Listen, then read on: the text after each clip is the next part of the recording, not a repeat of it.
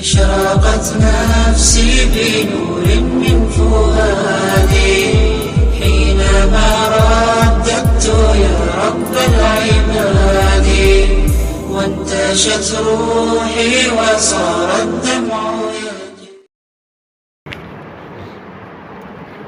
الحمد لله نحمده ونستعينه ونستغفره ونؤمن به ونتوكل عليه، ونعوذ بالله من شرور أنفسنا ومن سيئات أعمالنا. من يهده الله فلا مضل له ومن يضلله فلا هادي له، ونشهد أن لا إله إلا الله وحده لا شريك له، ونشهد أن سيدنا وسندنا نبينا وحبيبنا ومولانا محمد وعلى آله وأصحابه أجمعين. أما بعد، فقد قال الله تبارك وتعالى في كلامه المجيد والفرقان الحميد بعد أعوذ بالله من الشيطان الرجيم. بسم الله الرحمن الرحيم.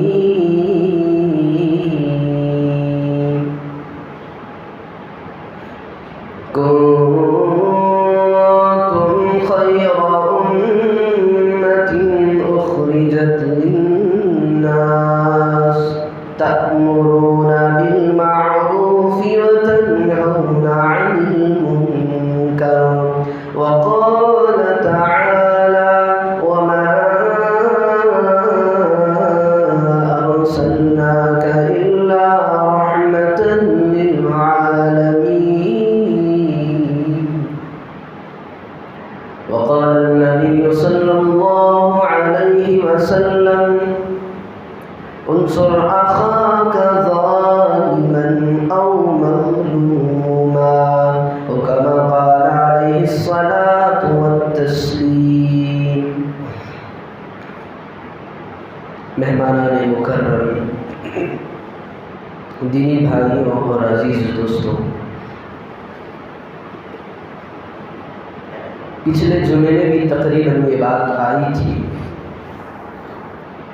کہ اسلام کا جو نظام ہے، لائحہ عمل ہے، یہ 5 باتوں پر منحصر ہے. یعنی جتنے بھی اعمال ہمارے سے صادر ہوتے ہیں، ہمارے بڑوں نے ان کو 5 چیزوں کے اندر جمع کیا ہے. سب سے پہلے تو اعتقادات ہیں کہ ہمارا عقیدہ صحیح ہو جائے. عقیدے کے اندر بنیادی طور پر 2 باتیں آتی ہیں. ایک، اللہ کے سوا کسی کو ماننا نہیں ہے. دوسرے، اللہ کے رسول کو اللہ کا پیغمبر ماننے کے ساتھ ساتھ خاتم النبیین والمرسلین آخری نبی ماننا. یہ موٹی موٹی 2 بنیادی باتیں ہیں. اگر ان 2 باتوں میں سے اگر کوئی ایک بات بھی نہ اگر 2 باتوں میں سے کوئی ایک بات بھی نہ ہو تو وہ مومن اور مسلمان کہلانے کے لائق ہی نہیں. تو جو 5 چیزیں ہیں، سب سے پہلے اعتقادات ہیں، ہمارا عقیدہ صحیح ہو جائے. پھر دوسرے نمبر پر عبادات آتے ہیں. عبادات کے اندر تھوڑی سی تفصیل ہے. جتنی بھی عبادات ہیں، چاہے چھوٹی ہو یا بڑی ہو، عبادات کے ضمن میں آتے ہیں. جیسے نماز فرائض ہے، پھر واجبات ہیں، سنن ہیں، مستحبات ہیں، مباحات ہیں، جتنے بھی عبادات کے قبیل سے جو بھی چھوٹی موٹی چیزیں ہیں، بڑی بڑی سی چیزیں ہیں، وہ ساری کی ساری چیزیں نمبر 2 عبادات کے اندر شامل ہیں۔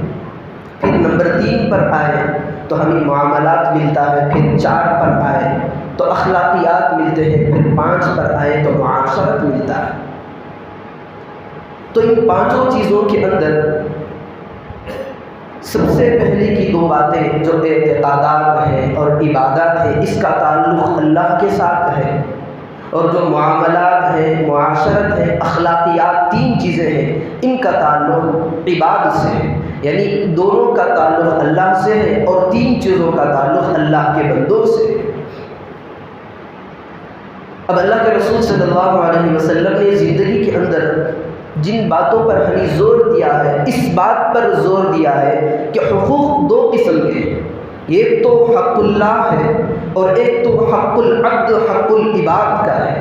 اللہ کا حق یہ ہے کہ ہم اللہ کے سامنے وقت معینہ پر نماز پڑھیں، جیسے ہی رمضان کا مہینہ آئے تو روزے رکھیں، جیسے ہی اللہ تبارک و تعالیٰ نے ہمیں مال و دولت سے خوب نوازا ہے تو ہم اللہ کی دی ہوئے مال میں سے حج بیت اللہ کا ارادہ کریں، یا جتنے بھی دین کے اہم عبادات ہیں ان کا تعلق حق اللہ سے ہے، اور نماز کی طرف آئے، نوافل کی طرف آئے، تسبیحات کی طرف آئے، دعاؤں کی طرف آئے، ذکر و اذکار کی طرف آئے، ان ساری چیزوں کا تعلق اللہ کی ذات سے ہے۔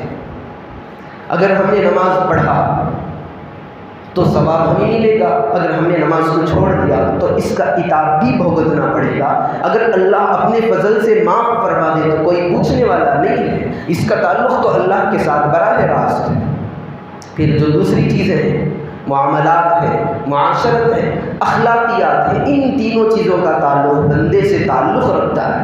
اگر ان میں کمی کوتاہی ہو جائے، اگر بندہ کمی کوتاہی کے بعد معافی تلافی کر لیتا ہے تو اس کے بعد اللہ اس کوتاہی کو معاف کر سکتا ہے۔ اگر بندے کے آپس میں لین دین میں ہو، بات چیت میں ہو، جھگڑے و معاملات کے اندر ہو، اگر انبن ہو گئی ہے، تو میں ہو گئی ہے، اگر دونوں صفائی صلح نہ کرائے لیکن کل اللہ تبارک و تعالیٰ کے حضور ہم جانا پڑے تو اللہ تبارک و تعالیٰ اس غلطی کو معاف نہیں کریں گے۔ اللہ یہ کہہ دے گا کہ اس کا تعلق مجھ سے نہیں ہے، یہ میرے بندے سے ہے۔ تو اللہ کے رسول صلی اللہ علیہ وسلم کی جو تعلیمات ہیں، اللہ کے رسول نے ہمیں سکھا دیا کہ یہی ہے کہ حق اللہ کے اندر ہو سکتا ہے کہ اللہ معاف کر دے، لیکن حق العباد کے اندر جیسے ہی ہم دنیا میں رہ کر زندگی گزارنے کے ساتھ ساتھ آپسی لین دین کے معاملات کو حل کر لیا کریں، میں تو کو ختم کر لیا کریں، انبن کو ختم کر لیا کریں، اور مرنے سے پہلے اپنی صلح صفائی کر کے دنیا سے چلے جائیں، تو اس وقت تمہارا اللہ تمہیں معاف کر سکتا ہے، ورنہ اللہ تبارک و تعالیٰ بھی معاف نہیں کرے گا۔ اللہ کے رسول کی عادت تھی کہ اللہ کے رسول صلی اللہ علیہ وسلم کے زمانے میں اگر کوئی جنازہ آتا، ظاہر سی بات ہے کہ اگر کسی کا جنازہ آتا ہے یا تو اس کے خاندان میں سے جو آدمی پڑھا سکتا ہے پڑھا لیتا ہے، ورنہ امام صاحب کے ذمے ہو جاتی ہے، یا پھر اگر کوئی نیک بندہ متقی ہو، بڑا ہم جس کو ہم سمجھتے ہیں، وہ آ کر پڑھا دیتا ہے۔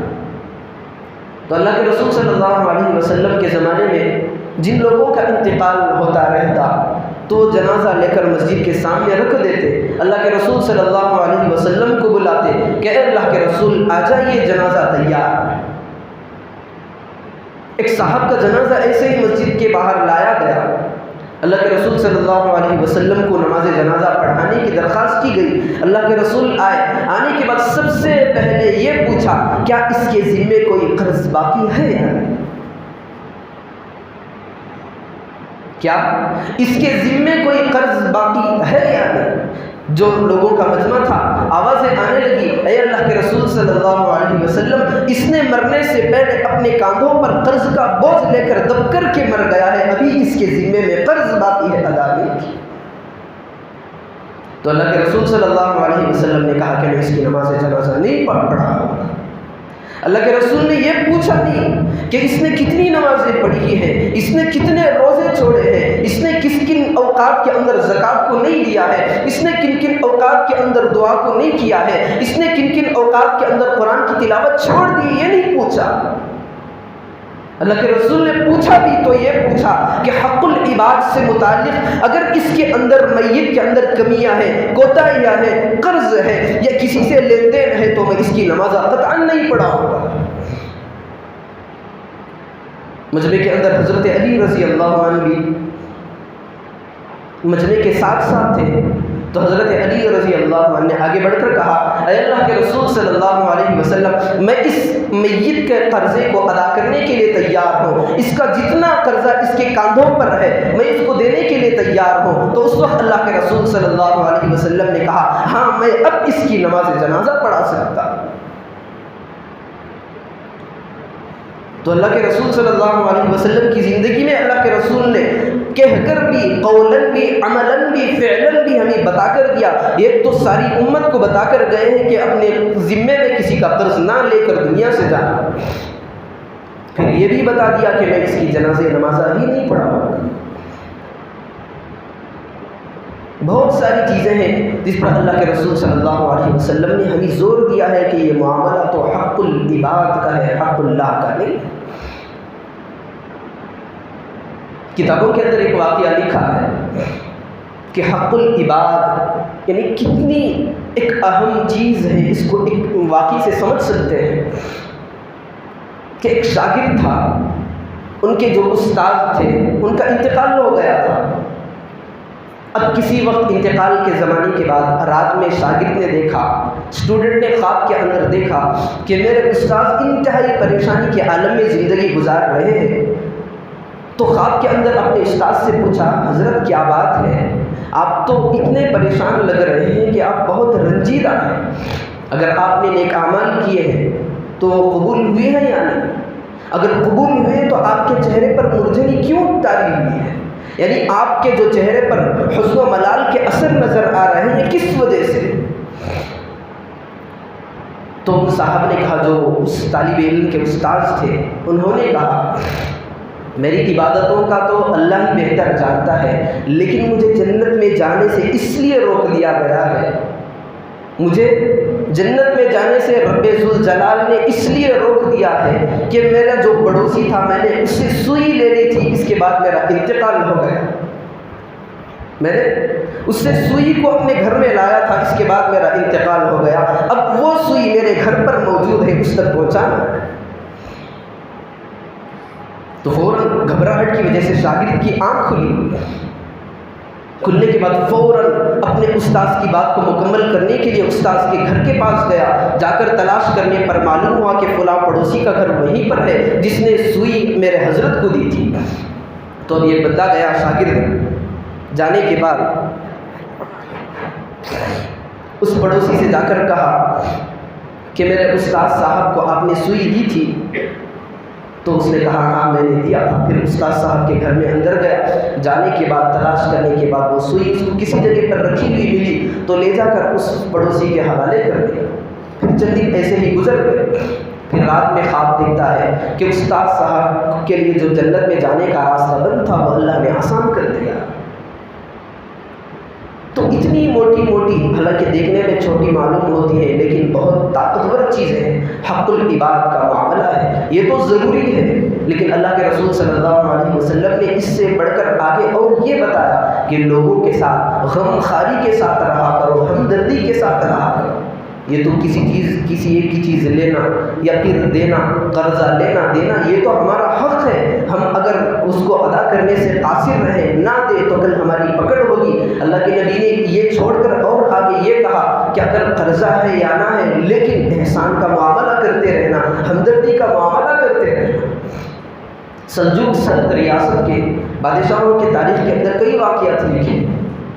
ایک بادشاہ کا قصہ لکھا ہے کہ ایک بادشاہ کا لشکر اپنے غلاموں کے ساتھ گزر رہا تھا، راستے میں ایک بوڑھیا آ گئی جو بادشاہ کی سواری تھی۔ بوڑھیا نے بادشاہ کی سواری کو روکا، ٹھہر جاؤ۔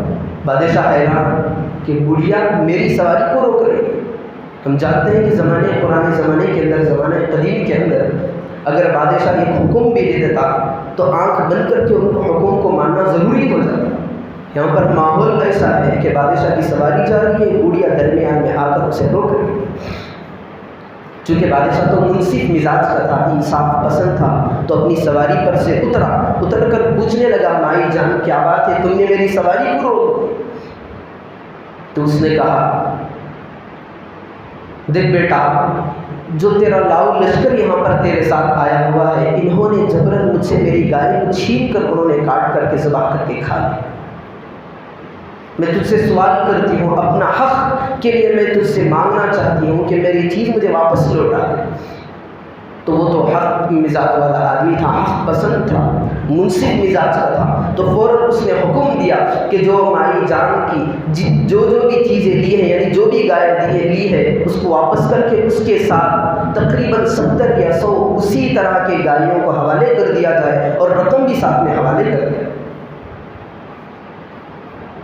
اب ایسا ہوا جیسے ہی بڑھیا لے کر گئی تو بڑھیا نے فوراً اپنے گھر جا کر یہ دعا کی کہ اے اللہ، اس نے میرے ساتھ انصاف کا معاملہ نہیں بلکہ احسان کا معاملہ کیا۔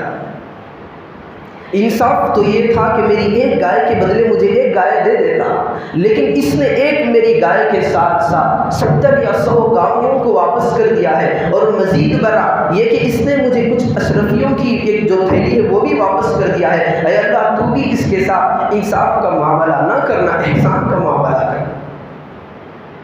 تو کتابوں میں یہ واقعہ ملتا ہے کہ اللہ تبارک و تعالیٰ نے اس کے طفیل، اس کی برکت سے اس واقعے کو سبب بنا کر اللہ تبارک و تعالیٰ نے اس کی مغفرت کر دی۔ تو اللہ کے رسول صلی اللہ علیہ وسلم کی جو آج سے 1400 سال پہلے کی تعلیمات ہیں بڑی اہم ہیں۔ پھر اللہ کے رسول صلی اللہ علیہ وسلم مدینے کے اندر گئے، جب مکی دور تھا، وہاں سے جانے کے بعد مدنی دور کا آغاز شروع ہوا۔ مدینے کے اندر جا کر اللہ کے رسول صلی اللہ علیہ وسلم نے جو زندگی کے جو اسلامی معاشرے کے اصول بنائے، اس میں اللہ کے رسول صلی اللہ علیہ وسلم نے 4 چیزوں کی بنیاد رکھی۔ سب سے پہلی نمبر کی جو چیز تھی، اس میں اللہ کے رسول صلی اللہ علیہ وسلم نے یہ بنیادوں میں سے پہلی بنیاد یہ رکھی کہ حیا پر ہمارا معاشرہ قائم ہے۔ پھر دوسرے نمبر اللہ کے رسول صلی اللہ علیہ وسلم نے حیا کی اتنی تاکید کی ہے، اللہ کے رسول صلی اللہ علیہ وسلم نے فرمایا الایمان عریان، الایمان عریان ولباسہ الحیا، جو ہمیں ایمان ہم اسے اتنی اہمیت دیتے ہیں، اس کی تعظیم کرتے ہیں، اگر مومن بندہ سامنے سے دیکھنے کو ملتا ہے تو ہم اس کا بڑا ادب کے ساتھ احترام کرنے لگتے ہیں۔ تو اللہ کے رسول صلی اللہ علیہ وسلم نے فرمایا الایمان عریان، ایمان جو چیز ہے ایک برہنہ مجسمے کی طرح ہے۔ ایک ایسا سمجھے ایک آدمی ہے، اگر اس کے جسم پر سے کپڑے کو ہٹا دیا جائے تو اس کی شکل کیسی لگتی ہے؟ بالکل برہنہ ہے، ننگا پن ہے۔ تو اللہ کے رسول صلی اللہ علیہ وسلم نے یہی مثال دی کہ ایمان ایک برہنہ مجسمے کی طرح ہے، وَلِبَاسُهُ الْحَيَاءُ، اور جو اس کی حیا ہے، اس کا جو لباس ہے وہ حیا ہے۔ اگر ایمان حیا کے ساتھ جڑ جاتا ہے تو اللہ کے رسول صلی اللہ علیہ وسلم نے فرمایا کہ ایمان مکمل طور پر ہو جاتا ہے۔ اگر حیا نکال دی جائے تو ایمان اس کا سلب ہو جاتا ہے۔ پھر دوسرے موقع پر اللہ کے رسول صلی اللہ علیہ وسلم نے فرمایا اِذَا رُفِعَ أَحَدُهُمَا رُفِعَ الآخر، جب ایمان اور حیا آس پاس موجود ہے، اگر ایمان کے ساتھ حیا کو ہٹا دیا جائے تو دھیرے دھیرے ایمان بھی ہٹتا چلا جائے۔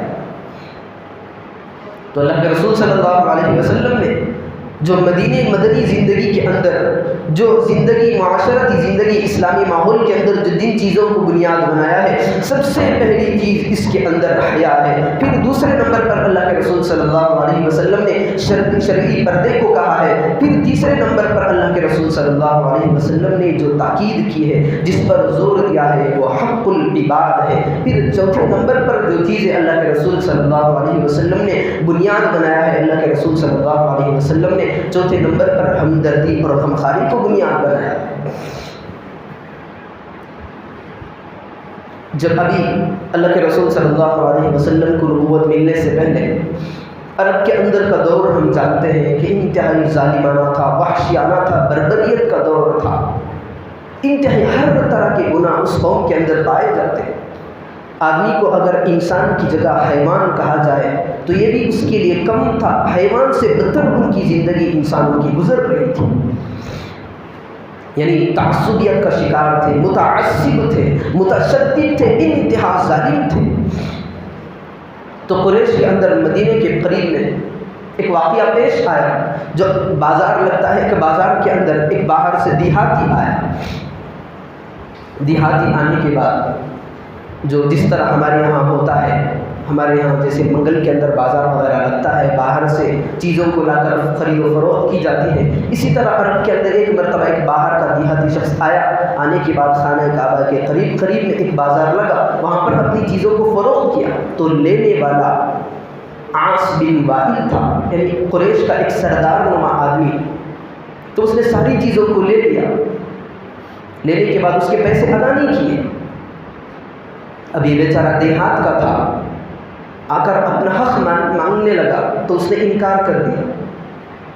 تو پھر یہ دیگر لوگوں سے کہا کہ بھائی میں دیہات کا ہوں، دیہات کا رہنے والا آدمی، اس کے پاس مال کہاں سے آتا ہے؟ میں نے جتنی چیزوں کو لایا تھا اس بندے نے لے لیا ہے، مجھے پیسے دینے سے منع کر رہا ہے، آپ میری مدد کرو۔ سارا قریش کھڑا دیکھ رہا ہے، ایک آدمی کی مدد کرنے کے لیے تیار، چونکہ وہ تو سردار تھا۔ اتفاق سے ان نوجوانوں کے اندر ایک نوجوان تھا، زبیر بن عبد المطلب کے بیٹے جو زبیر تھے، انہوں نے دیکھا کہ اس پر ظلم ہو رہا ہے، فوراً انہوں نے قبیلے والوں کو آواز دی۔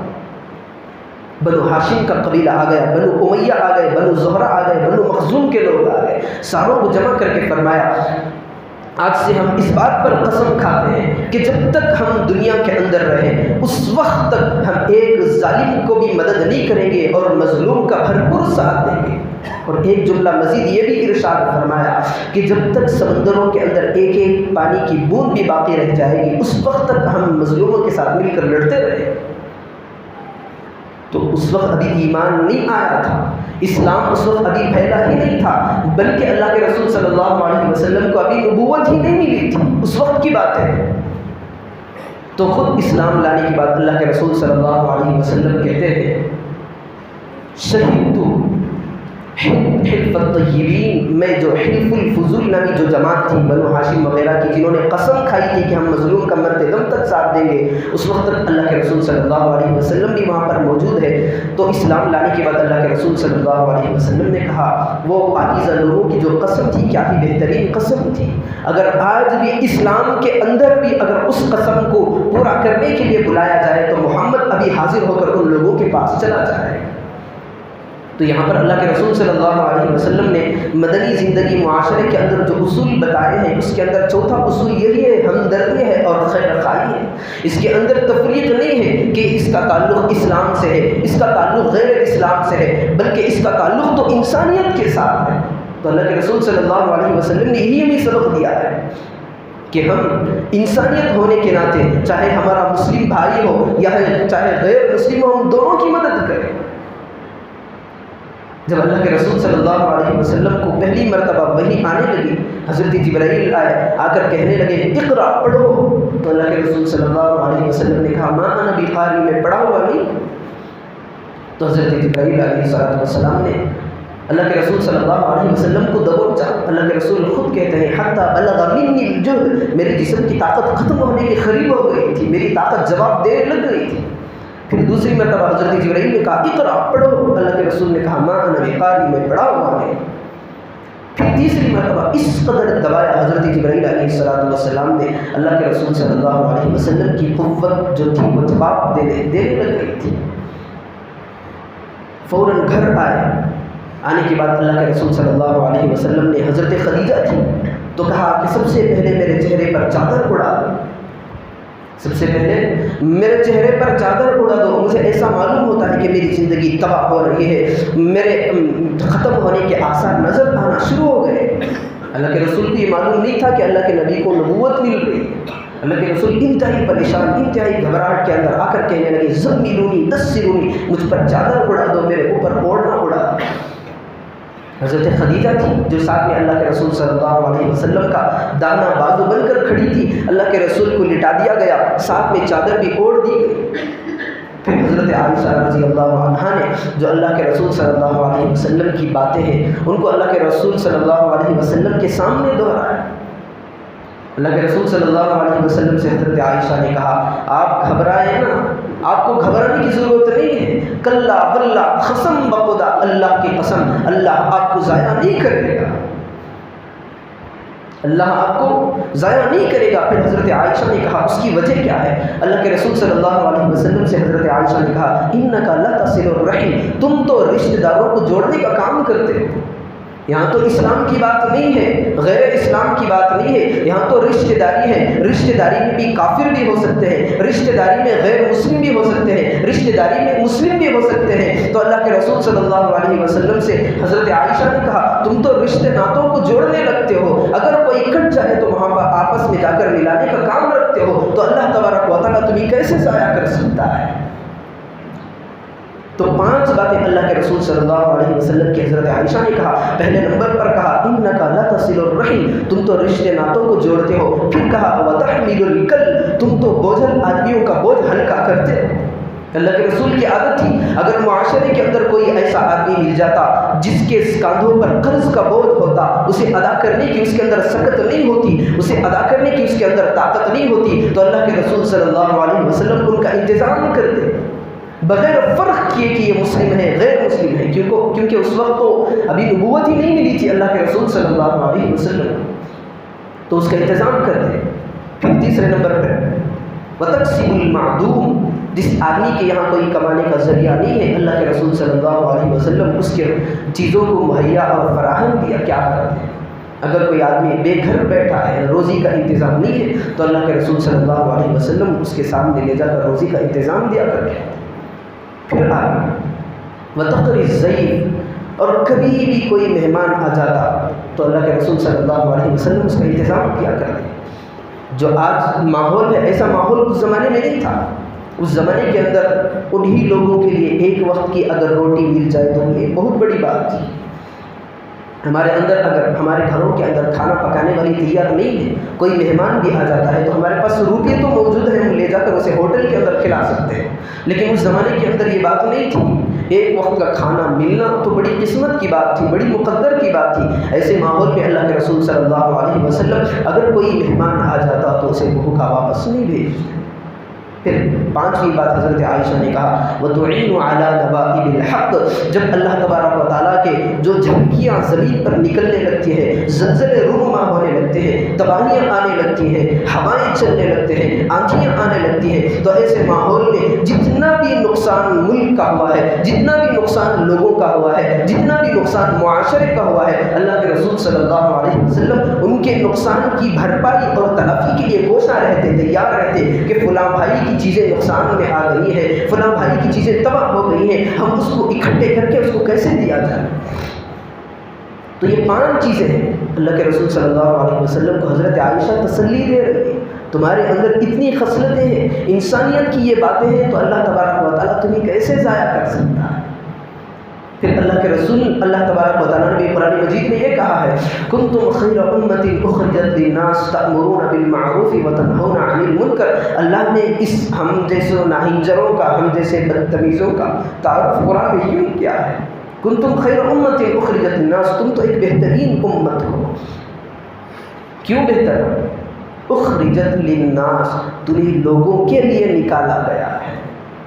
اللہ نے یہ نہیں کہا اخرجت للمسلمین، اخرجت للمؤمنین، اخرجت للذین اسلموا، اخرجت للذین آمنوا، یہ نہیں کہا۔ اللہ نے کہا اخرجت للناس، جو لوگ ہیں، لوگ کے اندر چاہے عیسائی ہو، یہودی ہو، نصرانی ہو، مسلم ہو، غیر مسلم ہو، ساری لوگوں کی تم خیر خواہی کرنے والی جماعت ہو۔ تو یہ ایمان والوں کا وصف خاص ہے کہ آپس میں تفریق کیے بغیر، مذہب دیکھے بغیر ہر آدمی کی جو ضروریات ہیں ان کو پورا کرنے میں لگتے ہیں۔ اس کا بہت بڑا فائدہ یہ ہے کہ اسلام کی شان و شوکت بڑھنے لگتی ہے، اور اسلام پر جو دوسرے لوگوں کی طرف سے حملے ہوتے ہیں تو یہ جو قوم ہے، ہماری برادری ہے، ہم ان کے ساتھ اگر ہمدردی کا معاملہ کریں گے، ان کے ساتھ غم خاری کا معاملہ کریں گے، تو کل کے دن اگر اسلام پر آنچ آئے تو یہی لوگ ہمارے شانہ بشانہ کھڑ کر ہمارے ساتھ لڑنے کے لیے تیار ہو جائیں۔ ایک جو اتوار کا دن گزرا تھا، اس وقت اسی عنوان کے تحت، غم خاری اور ہمدردی کے تحت، ایک بنگلور کے اندر بہت بڑا پروگرام تھا، تقریباً شہر حسن سے بھی 15 علماء کرام گئے تھے، ایک وفد گیا تھا، وہاں پر سننے کو بہت ساری کارگزاریاں ملی ہیں۔ یہی اس کی خاطر اللہ کے رسول صلی اللہ علیہ وسلم کی جو بنیاد ہے غم خاری اور ہمدردی کی بنیاد پر، تو اس خاطر ہمیں ایک بات سننے کو بہت بڑی عجیب ملی ہے، کارگزاریاں بہت سی آ رہی تھیں۔